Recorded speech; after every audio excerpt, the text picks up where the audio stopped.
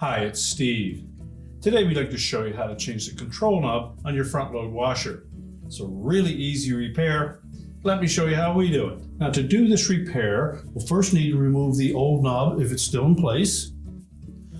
And you also need to remove the little spring clip that is attached to the hub of that knob. So take a pair of needle nose pliers and gently pry off that clip.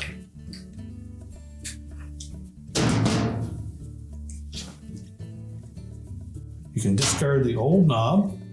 Now if we look at that spring clip, you'll see there is a flat side on it. So we'll line that up with the flat on the knob and make sure we press it completely down onto that center hub. Line the new knob up on the shaft of the control, press it into place, and your repair is complete.